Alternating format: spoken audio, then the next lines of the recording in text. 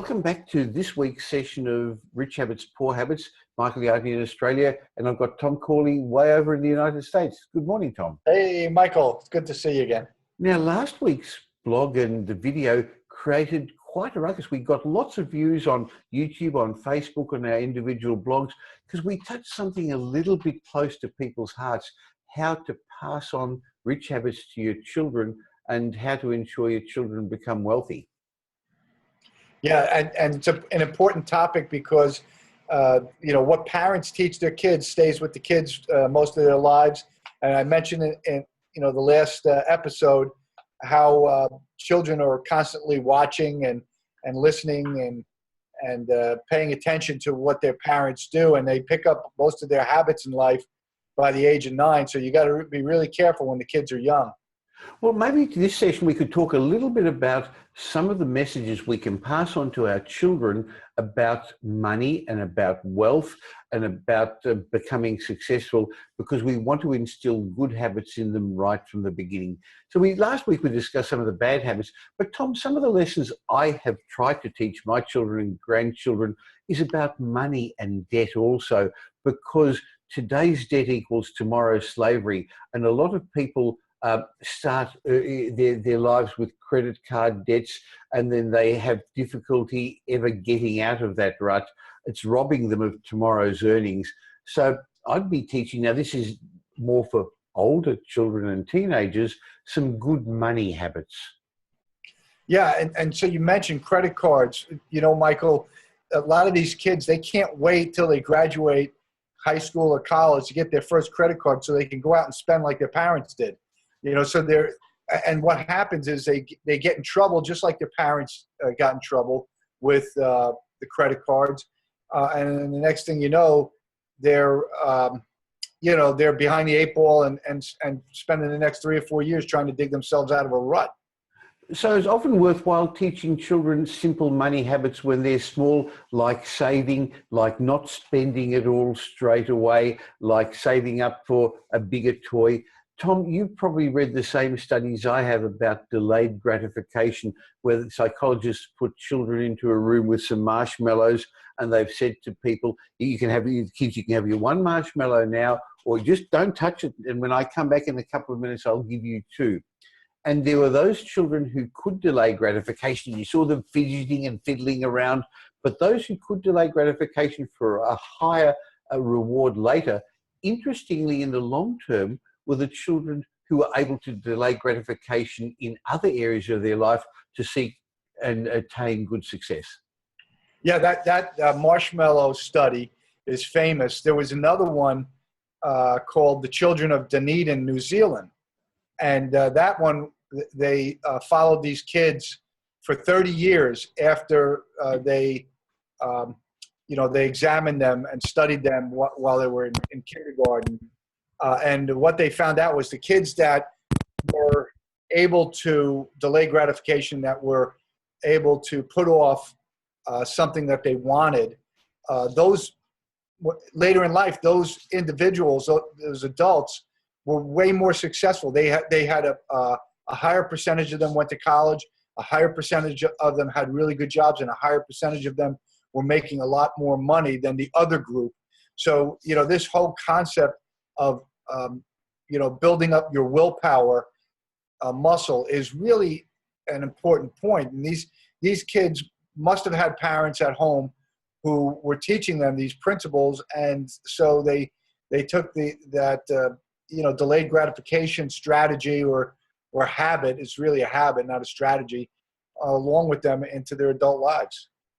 Tom, I believe that the concept of delayed gratification is so important. In fact, I know we both do, that we included it in a whole chapter in our book, Rich Habits, Poor Habits, because the ability to delay gratification, the habit of that, has made a huge difference to most successful people. Oh, by the way, if you haven't got that book yet, Rich Habits, Poor Habits, please go to richhabitspoorhabits.com and you can get your hard copy version or the soft copy book as well. Tom, the other lesson that I think we should teach our children is that that person with the most toys, that dies with the most toys, doesn't win. Look, we all like our toys. We all like our doodads, the latest iPhones.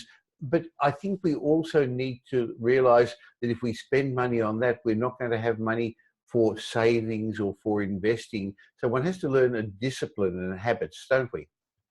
Yeah, and this comes down to really a psychological thing or an emotional thing. So what you have to be, this is not really about money, how we spend. It's really about our priorities in life.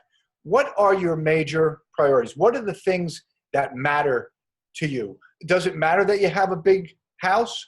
Does it matter that you have an amazing new car or you have the latest gadget? Or if that's important to you, then okay, then it does matter. But for most people, what matters to them is their family, their kids getting a good education.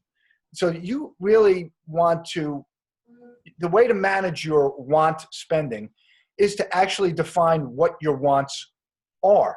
If your wants are, core things like family, education, saving, retirement, being financially free in retirement, what's important to you? You have to ask yourself, what's down deep? What's the most important thing to me? And then tailor your spending around those important wants, and not don't get involved in trying to keep up with the Joneses. Good point, Tom, because true wealth isn't the possessions you've got. It really is the experiences and the people that you share it with. Things that money can't buy. That's what makes you truly wealthy. Gratitude and being appreciative. You probably heard me say before, Tom, that true wealth is what you're left with when you lose all your money. I think another good money lesson we should teach our children is that you are responsible for your own destiny. You're the master of your destiny. And you've really got to also teach them that there's no such thing as a rich victim. Unfortunately, it's too easy for people to blame the system, the government, the education, rather than looking closer to home at why they're not rich, Tom.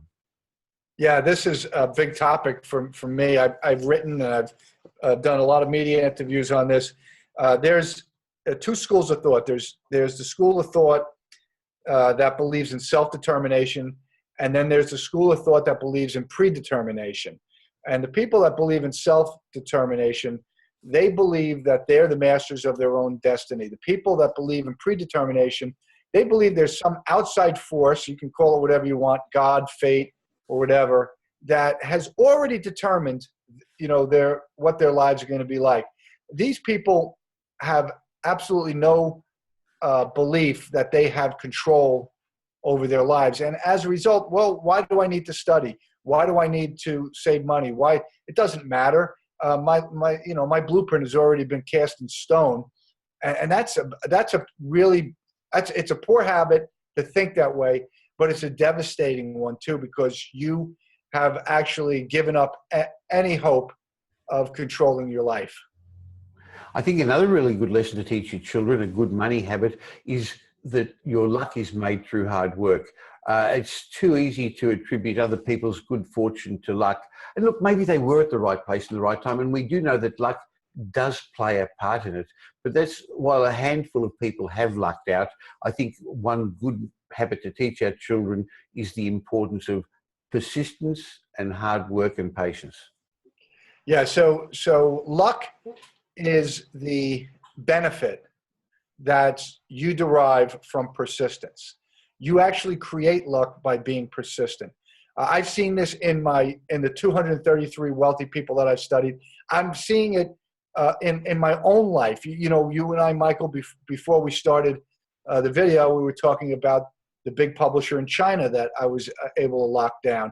Well, that came after 8 years of trying. I've got turned down by over 140 publishers and over 140 literary agents, but I never stopped trying. I went at it almost every day trying to get, somebody to take notice, and finally they did. So this is all about creating your own luck. And it's like anything else. The more you do something, the more you try, the greater the opportunity for luck to occur.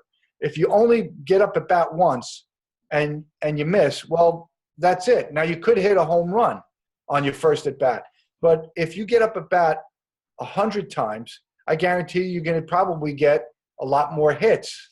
And, maybe you'll get that home run. So you have to go get up there. It's about getting up and taking action and getting a swing at the ball.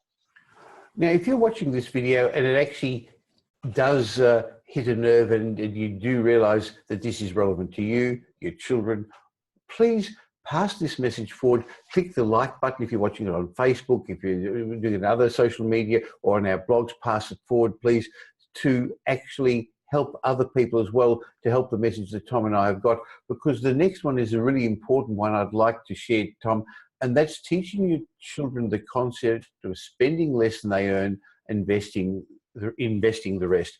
I mean, that's the basic rule and tenet of getting ahead financially, isn't it? Yeah, I call it a lot of things, but it's known as the 80-20 rule. Save 20%, pay yourself first, and then live off of the 80%. That almost guarantees that you're going to retire a millionaire. I think the last one I'd like to mention in this session today, Tom, is if you're wanting to pass a message on to your children, say that youth won't last forever. Use it wisely, use it sensibly, and understand that earlier you start saving and then investing, the magic of compounding is going to work. It's so much harder to do it later in life, but small amounts saved early with time and compounding make a big difference, Tom. Yeah, and I did the math with just to show my son, who's, when he first started out, I wanted him to start saving early. And we agreed to set aside 10%. He would set aside 10% of his net pay. And I showed him mathematically, because he's a finance guy like me, that if he did this, by the time he was 45, he would be a multimillionaire. Well, I guess the bottom line from these last two sessions, last week's one and this one, is that wealthy people do different things every day to the average person, to what we call the poor people. They have daily success habits, they have daily wealthy habits, rich habits that they pass on to their children. We're likely to be the only mentors to our children when they're small and influential mentors to our children as they're older. So let us understand our own habits, start adopting more rich ones and giving away some of the poor ones. And unless we instill good daily success habits in our children and level the playing field, the rich are going to just continue to get richer and the poor are just going to continue to get poorer. Yeah, the rich are teaching their kids all these rich habits, and the poor are teaching their kids all the poor habits. Knowledge doesn't cost anything. You can get it on the internet now, and we talk about it in this video. This is free. They don't have to pay a fee for this. So, if they can just get this knowledge and adopt some of the learning into the, in their lives and their family lives, they can actually help transform their kids' lives and, help them break out of the generational cycle of poverty. Fantastic. So it may pay you literally to give your kids a little bit more time. Thanks for your time. I think this has been a great session, Tom, and I hope it does help change a few people's lives. Me too, Michael. Thank you very much.